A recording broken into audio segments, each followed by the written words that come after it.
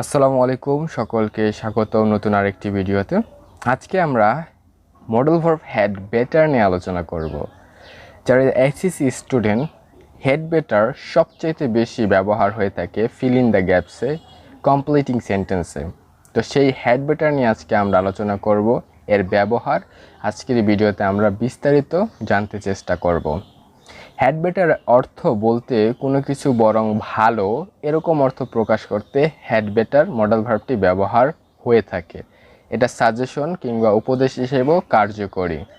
Had বেটারের সর্বপ্রথম যে ব্যবহার, মডেল ভার্ব হিসেবে কোনো কিছু করা ভালো এমন কিছু অর্থ প্রকাশ করতে হ্যাড বেটার ব্যবহার হয়ে থাকে। যেমন you had better go to doctor, তোমার ডাক্তারের কাছে যাওয়া বরং ভালো।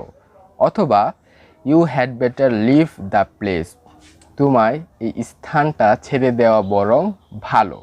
হ্যাড বেটারের এটা হলো সর্বপ্রথম ব্যবহার। দ্বিতীয় ব্যবহারটি হলো বর্তমান কিংবা নিকট ভবিষ্যতের কোনো বিষয়ে উপদেশ কিংবা সতর্ক করতে হ্যাড বেটার ব্যবহার হয়ে থাকে।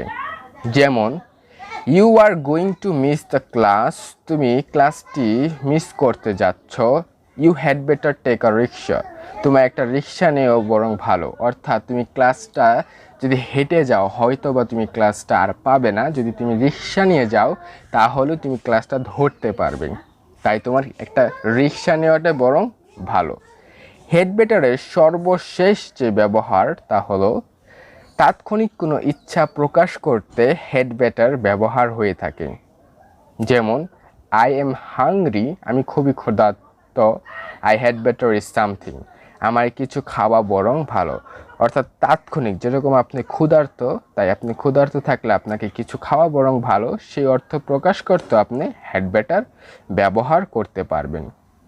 মূল কথা হলো কোনো কিছু অর্থ যদি বরং ভালো, করা ভালো অর্থ আসে, সেক্ষেত্রে আপনি মডেল ভার্ব হ্যাড বেটারটি অনায়াসে ব্যবহার করতে পারবেন।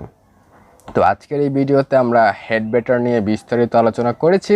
আশা করি এই ভিডিও থেকে আপনারা হ্যাড বেটার নিয়ে ব্যাপকভাবে জানতে পেরেছেন, অনেকটা সহায়তাফুল হয়েছেন। ভিডিওটি ভালো লাগলে অবশ্যই লাইক করবেন, নতুন হয়ে থাকলে অবশ্যই চ্যানেল সাবস্ক্রাইব করতে ভুলবেন না। দেখা হচ্ছে পরবর্তী ভিডিও নতুন টপিকস নিয়ে।